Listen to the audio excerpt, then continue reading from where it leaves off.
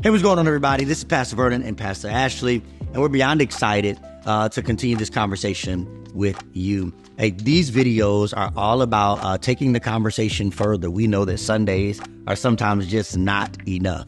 And so what we want to do is continue the conversations at your dinner tables, in your cars, in your homes, and wherever you may be, so that we can continue to grow. And in this video, we want to talk about the 10 forms of intimacy.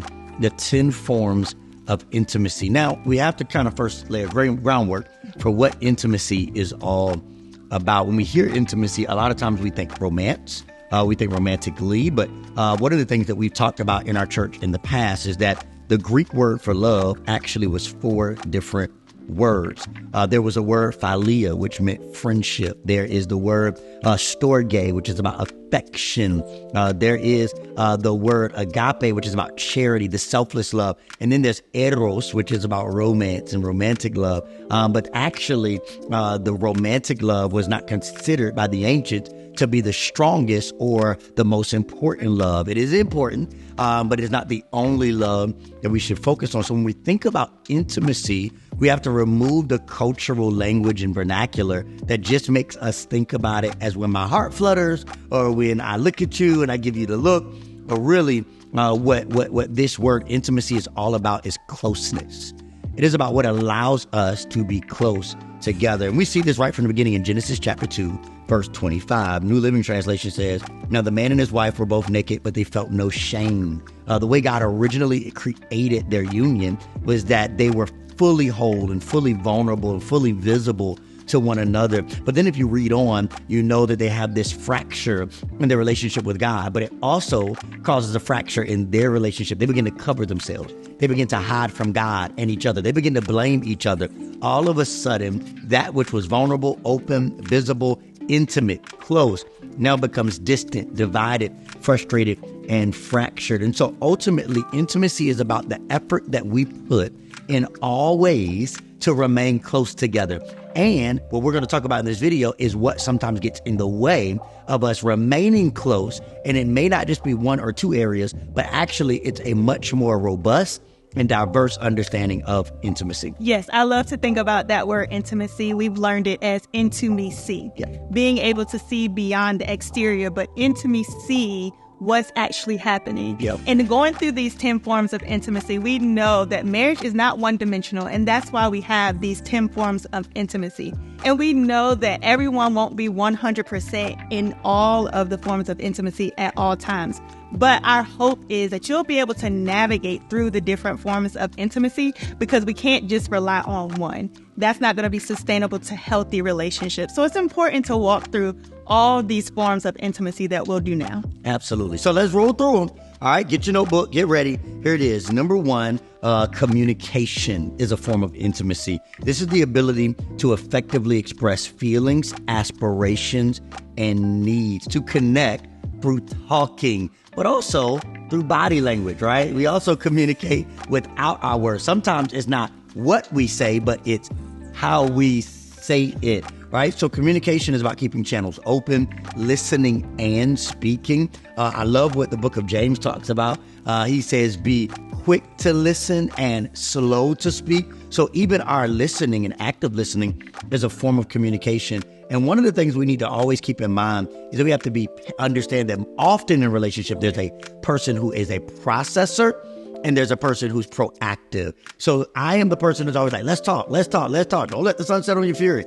And then you have somebody else who's saying, hey, I need a moment to process what we just said, to really gather my thoughts. All of it is God ordained. All of it is healthy. We just have to keep the channels open. And hear me, you don't have to be perfect at communicating in order to have a great marriage, but you do need to be committed to have betterment in every season over time. So communication is the first form of intimacy. The second one, really connected to that, is conflict intimacy, right? So the question is not if you will encounter conflict in a relationship. Is what do you do when you encounter it? As Luke 17:1 talks about, Jesus says it's impossible that offense won't come. You're going to be offended by the person you like, by the person you love. I don't care what stage of relationship you're in now. It will come. And conflict intimacy is about the ability to both identify and resolve relational challenges effectively using resolution of conflict to grow closer together. And so there's some things you want to ask yourself, like, what are we facing right now? You want to be able to name that conflict. And here some conflicts in marriage can't be resolved. We like to say it like this: some things aren't problems to solve, they're tensions to manage. Sometimes it's like, hey, these kids and their schedule is going to be a tension to manage until they get a car and get out this house. Like, some things that we're dealing with in our financial landscape are not going to be problems we can just solve overnight. They're going to be tensions to manage it. So make sure that you're being mindful. Is this a problem we're actually going to solve? Or is this a tension we have to continuously manage? And let's not become distant or divided, but let's continue to stay close together. All right, Ashley, take us to 3 and 4. Yep. So that third one is spiritual intimacy. Yep. And that's the ability to share the same values and beliefs. It's the thought that we're inviting God into our relationship and seeking Him first. There is a oneness to all of these forms of intimacy, but in particular for this one, what we say is most important is that you pursue Jesus even more than you pursue your spouse. That's so good. So I'm going to repeat it because it's good. You have to be able to pursue Jesus, pursue God more than you're able to pursue your spouse. And in you doing that, God is going to draw you close together. And applicably, sometimes when we think about spiritual intimacy, we're not necessarily saying you have to have a Bible study every night between you and your significant other. Although if you're at that stage that you can do that, I think that's amazing. But you being able to think through, how can we grow spiritually together? That may be going to worship together. That may be doing a Bible plan together, a devotional together. And maybe it's not every day, but taking the steps to start building that spiritual intimacy. We love to even just have a prayer wall in our house where we can document what we're interceding for others for, as well as answer prayers, being able to look back and see what God has already done in our lives. So there's so many different things that you can do. I know sometimes we will even make notes of prayers to each other or send each other just a text message saying like, hey, I am praying for you. Or one of the other areas I would say is seeking the Holy Spirit before we go into conversation. Very much so. So all of these are forms of intimacy. Now, that fourth form of intimacy is emotional intimacy. And that's the ability to be vulnerable and authentic with someone without fear or doubt. It's feeling connected on an emotional level, being in tune with each other's feelings and being able to communicate those feelings, even if they're not the ones that are so good. Yep. Vulnerability does take courage, and Brené Brown says and defines vulnerability as the ability to be seen. But you'll never be seen without courage. Yep. And this emotional intimacy that we're talking about, it creates a safe space for vulnerability and trust to be able to thrive. Absolutely. So we've already walked through 4, right? The forms of intimacy, ways to stay close, and also what sometimes emerges in those that sometimes keeps us from staying close. All right, here's number 5, one of my favorites. Sexual intimacy, all right? This is the ability to share desires and expectations to pursue mutual satisfaction sexually with another person, with connection, and offering them the most personal parts of yourself exclusively to each other. I think that's important to name in this day and age. And I think it's important that we just don't miss that this is a part of the way we stay close. Listen to me.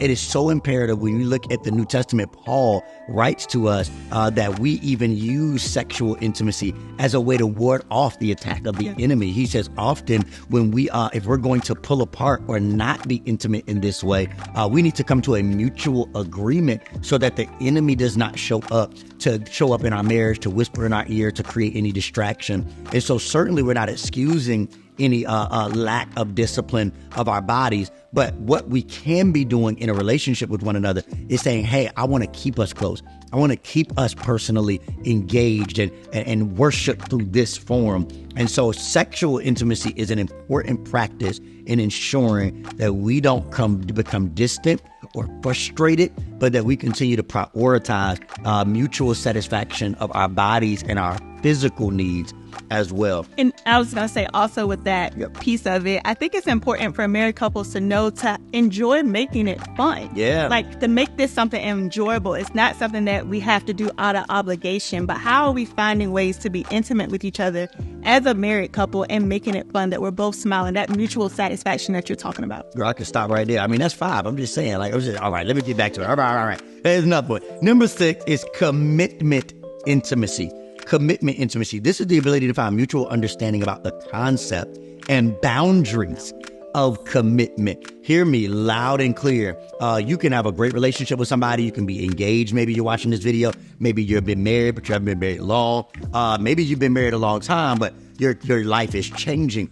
Boundaries must constantly be communicated. Early in our marriage, I didn't understand this principle well. I wasn't tempted with anything egregious. I just didn't know how to set proper boundaries. Yeah. So I didn't know that at certain times of the night, like, oh, man, we need to create a boundary on when I'm receiving calls. I didn't recognize that how I was engaging on social media needed a boundary. I didn't recognize that there were certain ways that I could dishonor you, and it wasn't my intention, but it was the impact that was felt. And so it's imperative that sometimes what happens to our intimacy, to our closeness, is somebody's fractured the commitment.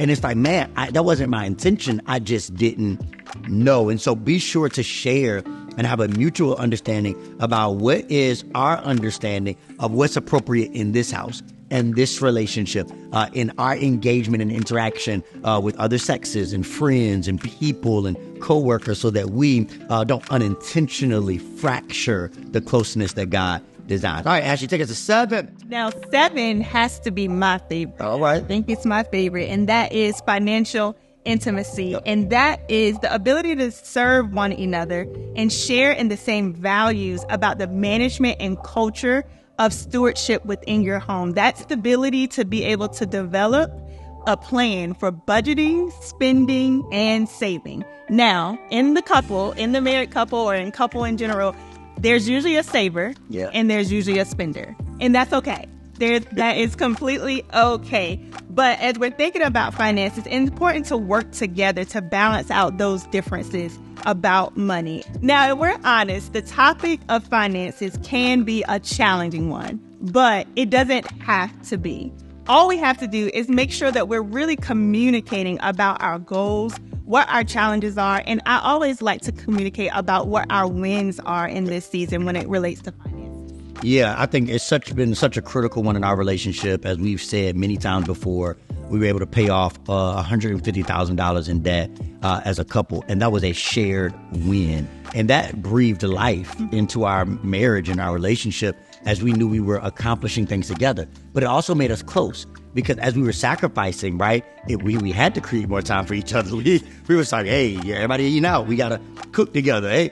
But we were sacrificing together, even as our friends would be like, you ain't gonna come, you ain't gonna do this. We was like, no, and it really cultivated a closeness in us. All right, here's number 8. We got 3 more. Here we go.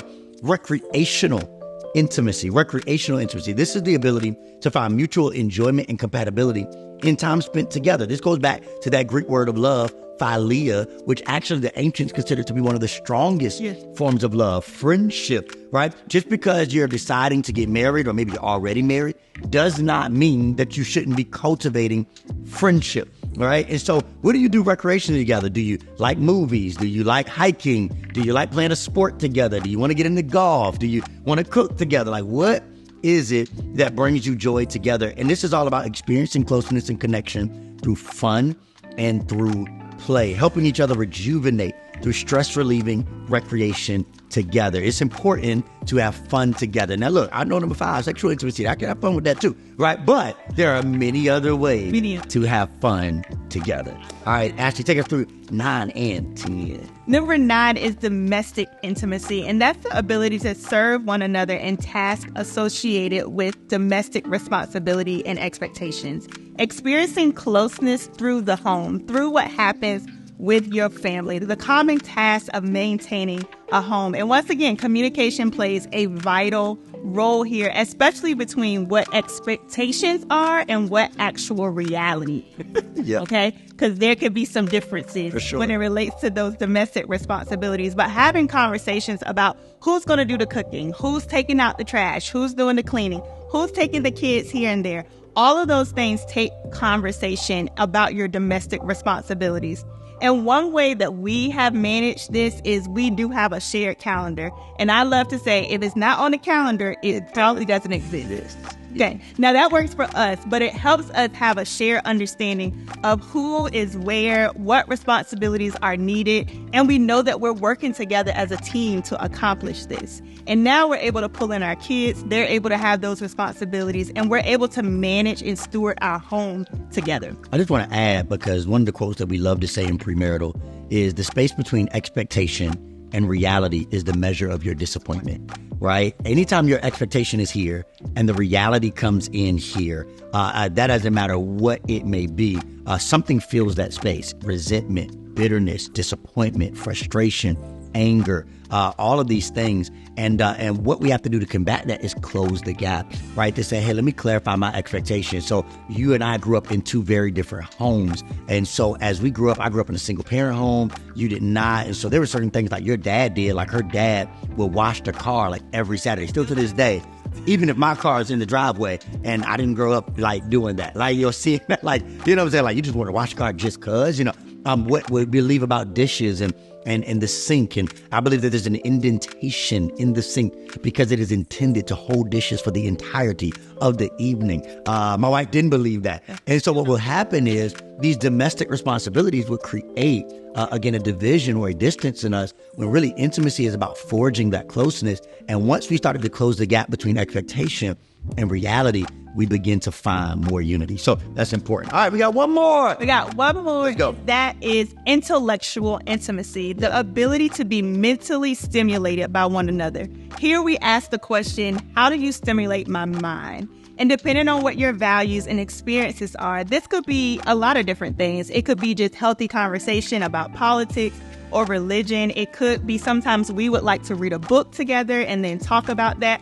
Or it could be, hey, we want to learn a new skill together. Let's build even in our intellectual ability. But it's being able to stimulate that mind through conversation. Yeah. And I just want to make sure we reiterate, you are never going to be 100% of all of these at the same time. So if you're overwhelmed right now, you're like, we got to work on all 10 forms of intimacy. We got to figure this thing out. No. You have to start evaluating, hey, we're not going to be 100% at all things. Seasons change, life patterns change, rhythms have to change, whether it's because of health, whether it's because of family dynamics, whether it's because of professional opportunities.